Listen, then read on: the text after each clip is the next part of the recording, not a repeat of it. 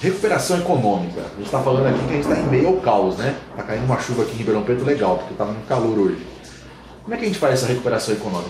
Vou começar a conversa com vocês falando sobre o PIB. A gente está tratando sobre PIB aqui algumas vezes. Como é que o PIB é composto de maneira geral, né? Os investimentos privados, o consumo das famílias, a balança comercial e o investimento público. Dessas quatro pernas, todas elas estão cortadas? Como é que vai fazer, né? O governo já falou que a turbina do investimento público está cortada, de maneira ideológica. O Paulo Guedes já disse isso claramente, então, que vai desligar a turbina do investimento público. Então já desligou uma das pernas do PIB. As famílias, 63 milhões de brasileiros devendo, em média R$3.000, o que inviabiliza o potencial de consumo do Brasil.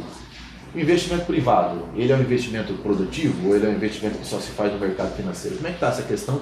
Como é que a gente pode pensar, dentro dessa conjuntura que a gente enxergou, a saída da crise, trazendo a discussão para Ribeirão Preto, né? Já que nós estamos falando que Ribeirão Preto está numa crise financeira e que o prefeito quase parcelou, né, o salário dos servidores e mais. O prefeito propõe uma reforma da Previdência, reestruturando totalmente o IPM e prejudicando, inclusive, os servidores, porque confisca mais uma parte do rendimento dos servidores, aumentando a contribuição previdenciária. Como é que a gente faz, Jorge?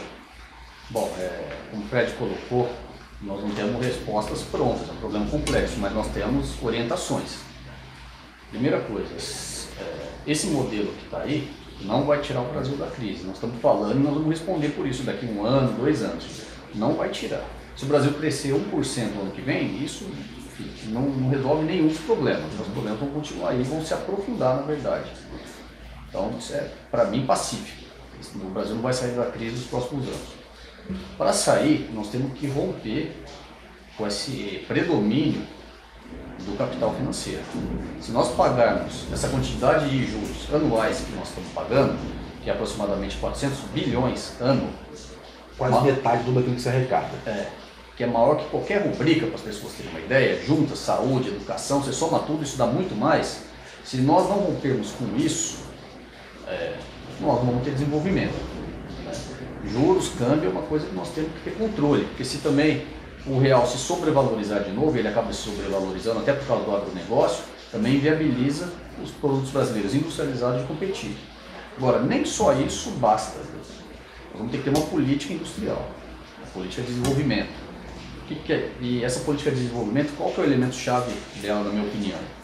Investimento público, direto. A Dilma acreditou que se desse isenção para os capitalistas, eles iriam investir. Isso, e foram bilhões de reais de isenção. O que eles fizeram? Pegaram esse dinheiro e colocaram no bolso. Simples assim. Colocaram no mercado financeiro, então não está dinheiro. Colocaram no mercado financeiro. E, na verdade, uma das questões do enfraquecimento até da burguesia nacional foi esse, porque depois dessas isenções, como eles aplicaram muito dinheiro nos bancos, eles também ficaram mais vinculados ao mercado financeiro e mais interessados em ganhar através de juros do que da produção, mais ainda, né? Isso acentuou essa tendência. Então, se nós não tivermos investimento direto, né, que em parte estava sendo feito através da Petrobras, e que agora também foi eliminado pela Lava Jato, não sei se vocês sabem disso, mas a Petrobras investia mais do que a União. O investimento da Petrobras era maior do que o da União, esses anos todos. E agora, enfim, fizeram o que fizeram para a Petrobras. Mas se nós não retomarmos isso, vamos esquecer, não vai ter desenvolvimento. Não vai ter desenvolvimento. Essa, pelo menos, é a minha convicção, baseada em uma série de coisas, evidentemente. Pegando essa fala do Jorge, que falou das isenções fiscais do governo, quer dizer, é dinheiro público que, na verdade, foi parar nos paraísos fiscais. Sem investimento do governo não tem jeito, porque uma vez que você, por exemplo, a reforma trabalhista, né, vai fazer com que o empresário poupe dinheiro, né, porque vai dar menos para o trabalhador, mas esse dinheiro não volta no investimento, ele vai também para o mercado financeiro, dentro dessa lógica que a gente colocou, que a gente está envolvido no capitalismo financeiro. Quer dizer que é o Estado que vai ter que retirar mais uma vez as economias do buraco, assim como o Estado ajudou na crise de 2008, a quebra dos bancos que foram ajudados pelo Estado, né? O Estado é o grande motor, Fred. E no Brasil é crônico, pela nossa particularidade do desenvolvimento, pela particularidade da conformação das classes, pela particularidade da burguesia. O Estado é o indutor do desenvolvimento, isso historicamente no Brasil. A gente pode observar qualquer período da história, pelo menos de 30 para frente, o Estado é o indutor. E o problema é que nós alcançamos uma configuração político-econômico-financeira global, em que a composição dos fundos públicos com o capital privado acaba se tornando um vetor de reiteração do mecanismo financeiro, que é o que de financiarização, que subjuga a economia nacional. Então, é certo que o Estado precisa fazer investimento, sem investimento qualificado. Não é? Quando a gente fecha a torneira da Petrobras, fecha a torneira do BNDES, importantíssimo nos últimos anos, o professor de economia Luiz Gonzaga Peluso, de 14 para 15, usou uma expressão interessantíssima quando a Dilma, diante da crise, passou a fazer contingenciamento. Ele dizia, como um pugilista no corner, que está tonto porque apanhou muito, e para reanimá-lo, o seu treinador vem e lhe dá uma outra pancada na cabeça. Esse é o significado do corte do investimento público. Nós vamos tratar o tema das universidades daqui a pouco, tem profunda conexão com esse tema. Então, esse é o grande problema. O capital tem uma lógica. A lógica do capital é se expandir, é se valorizar. O valor precisa se valorizar. Essa é a lógica da economia capitalista. E onde é que o valor vai buscar se valorizar? Onde ele encontrar o ciclo mais curto para fazer isso. E o ciclo mais curto é o investimento financeiro, que é investimento para o capital, mas não é investimento social. Então, ou a gente retoma uma agenda de investimentos públicos, investimentos públicos qualificados, ou a crise vai se aprofundar. E não tenhamos dúvida, essa não é a nossa vontade, evidentemente. Eu, pessoalmente, não sou daqueles que acham que quanto pior, melhor. Muito ao contrário. Mas nessa rota, a crise vai se aprofundar. Se o processo de privatização ganhar algum fôlego, isso pode significar algum caixa para o governo, dando uma sobrevida, 6 meses, 8 meses, 1 ano, e passando a onda, a crise rebate com mais força. Essa é a nossa rota. Ou a gente adere a um caminho do investimento público, qualificado, ou então a crise só se aprofunda. Você falou sobre a importância de construir movimento de massa. A gente vai ter que resgatar na cabeça das pessoas a importância do Estado. Porque essa guinada para a direita, ela também serviu como uma narrativa de criminalização do Estado. As pessoas acham que a culpa da crise é a existência do Estado, que o Estado brasileiro é inchado demais, quando isso é uma mentira, né? O Estado brasileiro não é inchado, muito pelo contrário, né? E é também essa retomada de ganhar essa narrativa de novo com as pessoas, da importância do setor público, a importância do Estado, que sempre teve importância na história do Brasil, como o Fred já levantou. Sem dúvida. É só retomar um aspecto que o Fred está tocando, e nós estamos aqui para falar a verdade. O neoliberalismo começou a ser implementado de novo no Brasil depois de junho de 2013. É ali que começou a ter uma inflexão. Não foi nem em 2015 com o Levy, foi antes. Em 2013 a Dilma reagiu às manifestações de junho, querendo recompor a base até com os empresários, e começou a aumentar os juros, ter essas isenções, diminuir o investimento público, começou ali. Então nós já estamos aí com 5 anos de neoliberalismo. Então não começou agora. Né? E está aí, cada vez se aprofundando mais, o lodaçal está se aprofundando. Então nós não estamos falando aqui de especulação, estamos falando com base empírica já. E vai ficar pior. Concordo com isso, vai ficar pior. E como que as massas vão reagir? A classe média, ela está ganha para esse projeto. Ela usa pouco serviço público. Sim. Ela gosta de viajar para Miami, né? Tem esses gostos. Cada um faz o que quiser, mas enfim. Ela vai ser muito difícil nós ganharmos ela com um projeto nacional. Agora as massas vão se mobilizar, na minha opinião, vai ser para questão de sobrevivência. Vai faltar emprego, vai faltar comida.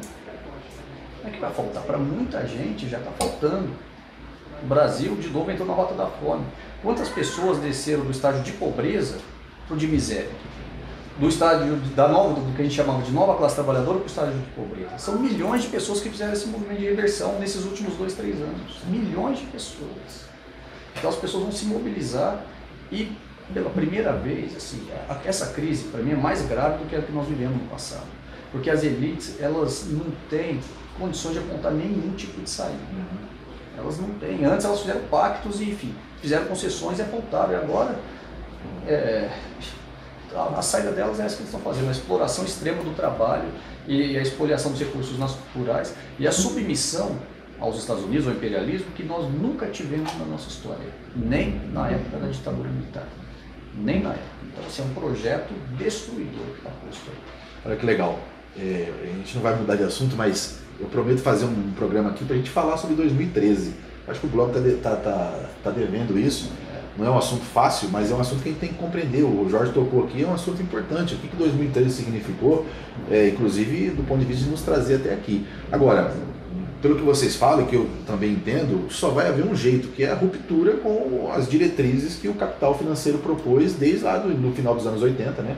O chamado consenso de Washington, que impôs as amarras na economia brasileira, na economia mundial, e esses preceitos estão até hoje. Sem romper com isso, a gente não consegue, né, ir para frente. Tem alguns economistas, por exemplo, o velho clássico do keynesianismo, né? Nos momentos de bonança você poupa e nos momentos de crise você investe. Esse é o papel fundamental do Estado. Há outros economistas dizendo que, inclusive, os Estados nacionais têm que fazer produção de papel moeda, que é uma coisa que vai completamente contra o senso do capital, que diz que se você produzir papel moeda dá inflação, e a inflação... Mas alguns economistas dizem assim, se você produz papel moeda e faz o investimento correto, para a economia crescer, não causa inflação. Até o André lá de Resende está dependendo disso. Exatamente. Então, assim, está sendo construído, e é importante também dizer para quem está nos vendo, está sendo gestado, talvez a gente não esteja enxergando isso, esteja no meio dessa construção e não consegue enxergar ainda, mas está sendo gestado processos de tentativa de saída de movimentos, inclusive heterodoxos, né, dentro do sistema de economia mundial, que acho que sem isso a gente não vai conseguir sair, né, pelo que vocês estão dizendo aqui. Então, você vê, só uma parte, Fred, rapidinho, falando pra caramba, mas você vê, por exemplo, nos Estados Unidos, o Sanders, o programa dele é ultra radicalizado. Você vê na França o Mélenchon. Sim. Você vê na Inglaterra o Corbyn. Você não tinha personalidades políticas desse feitio desde o pós-guerra. Sim. Tinha assim, programas radicalizados de enfrentamento do capital. Você também enxerga isso? Certamente. Podemos, né, na Espanha. Sim. A história sempre nos responde a todas as questões. O keynesianismo funcionou num período muito particular da história, no período de reconstrução do pós-guerra, durante 30 e poucos anos.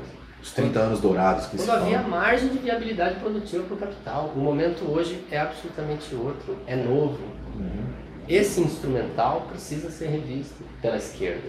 Se nós seguirmos apontando aí, nós vamos errar, porque as condições são outras. Nós estamos aqui tocando em temas complexos, a financiarização da economia, a integração da economia global, como não é possível construir uma alternativa solitária, não é? Então, ou a gente se aventura no sentido de se ousar mais, no campo das alternativas, Sim.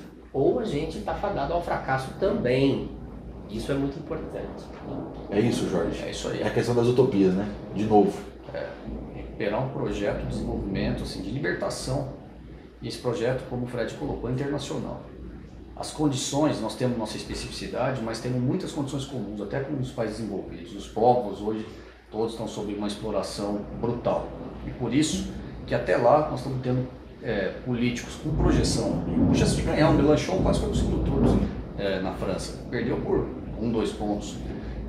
Com chance e com projetos muito radicalizados, mais do que foram os nossos aqui.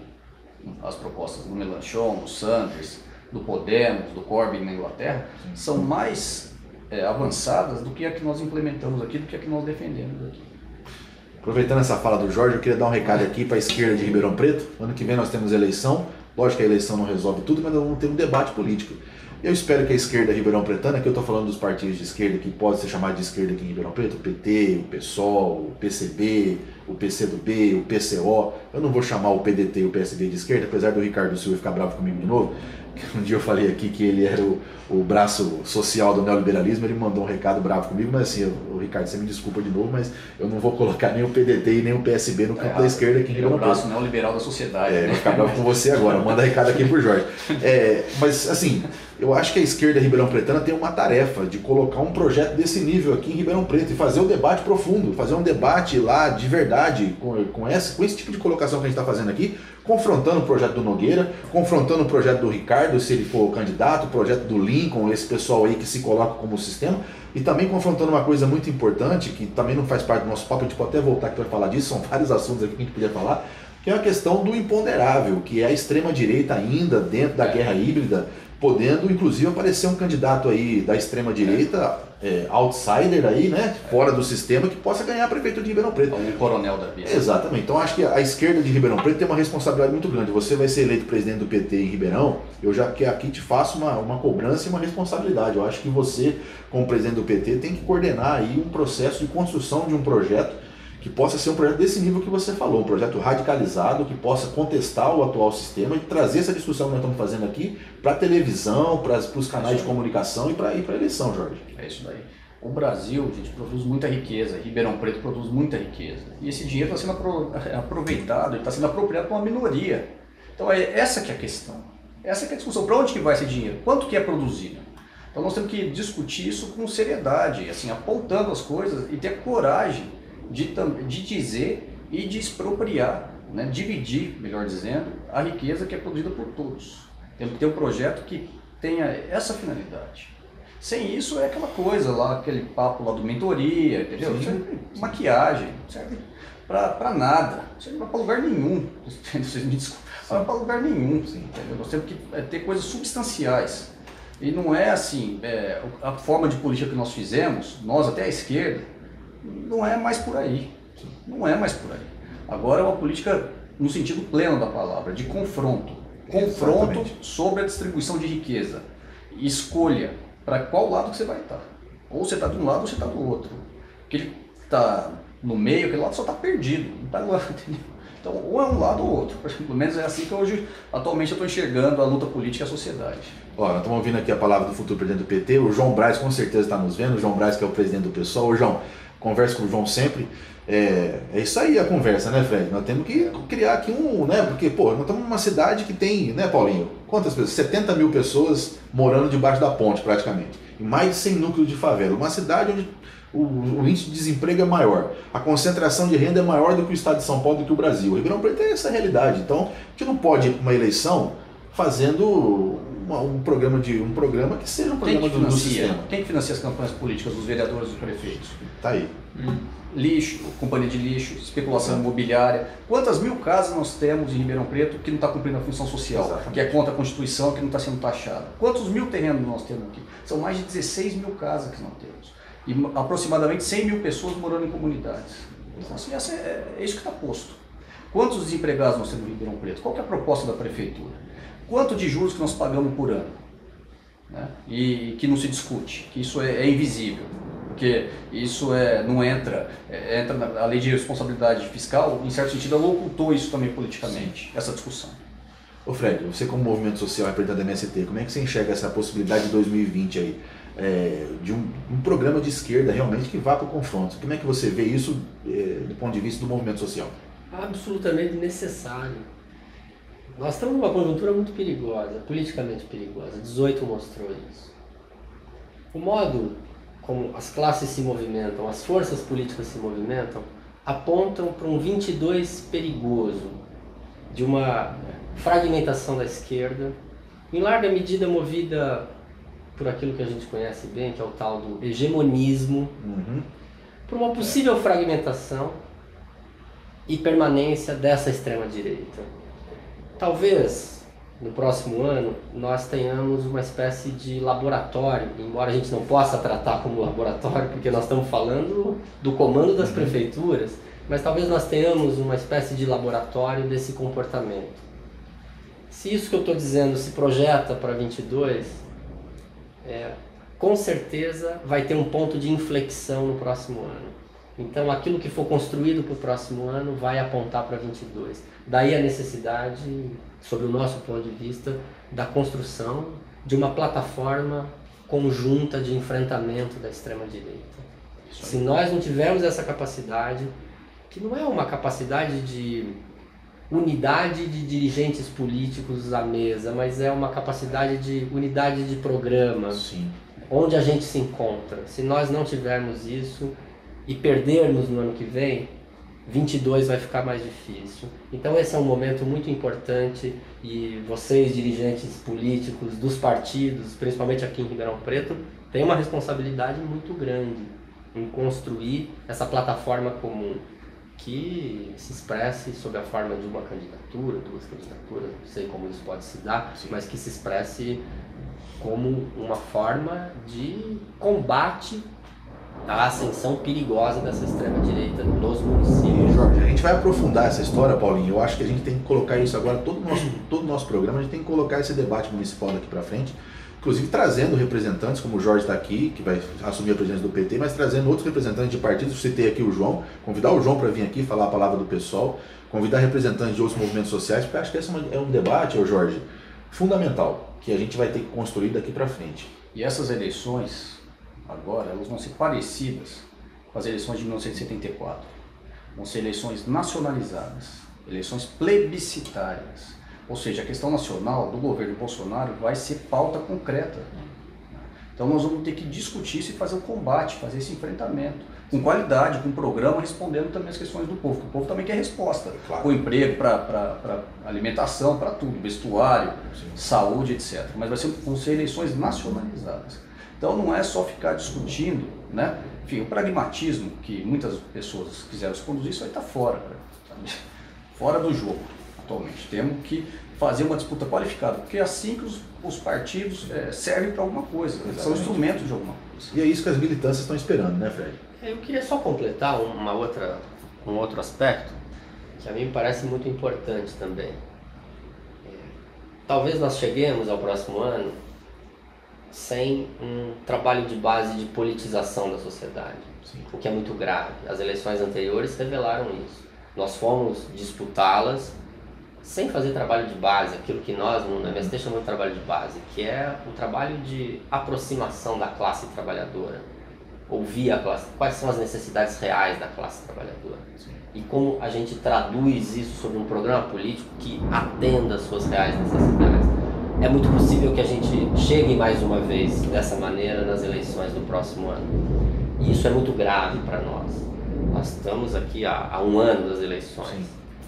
Então, construir uma plataforma comum, construir a unidade, precisa ser um processo que se dê paralelo a um processo longo de politização da sociedade.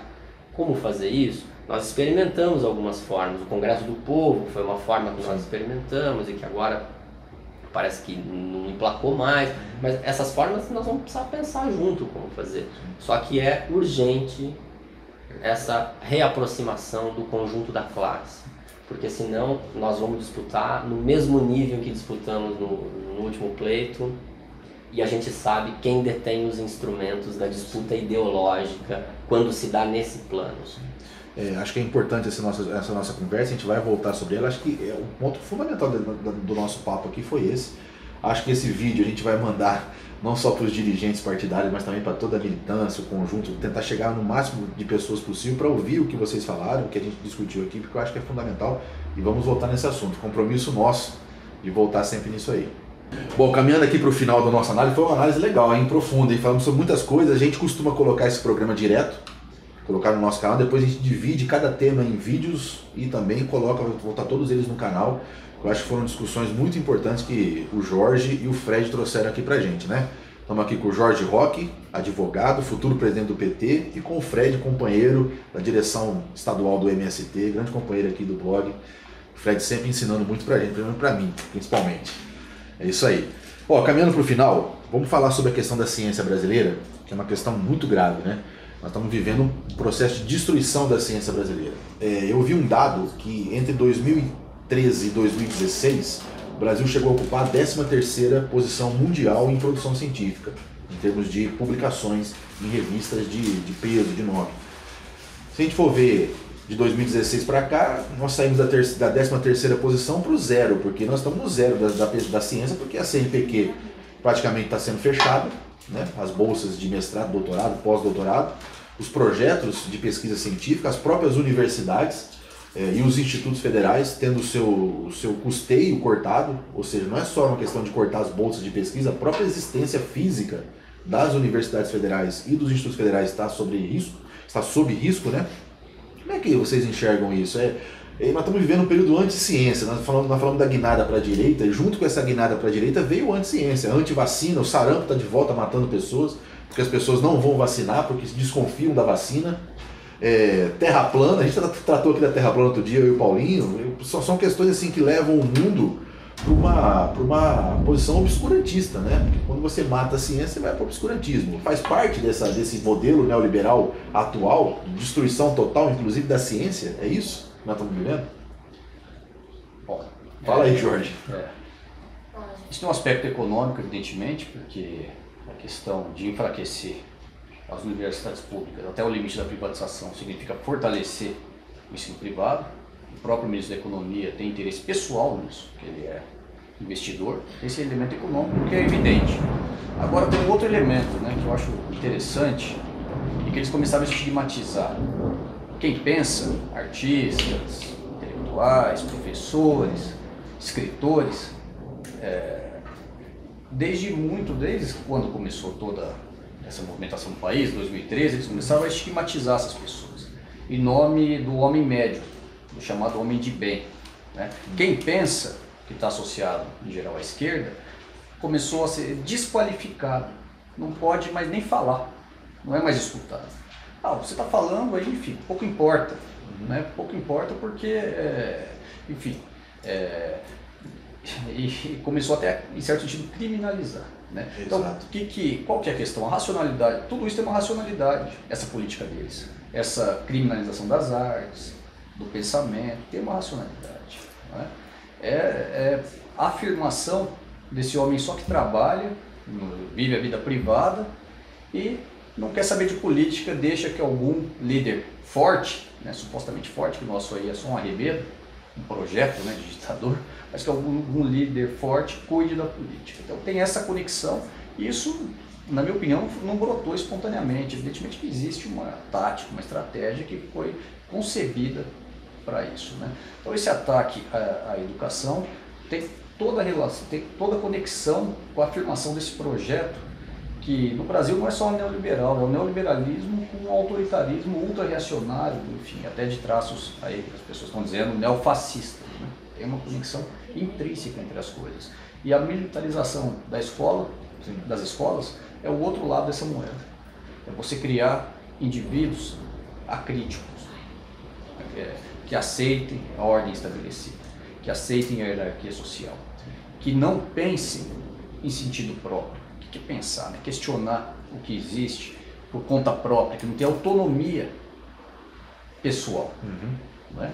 Porque essa questão da autonomia ela é transformadora. Você não, bom, isso me serve, isso não me serve. O que é a questão principal das Forças Armadas? É a obediência à disciplina, esse é o valor principal. Então você substitui o pensamento crítico pela disciplina, né? Ou seja, um pensamento imposto de cima para baixo. Então essas coisas têm conexões e globalmente, apesar do governo Bolsonaro,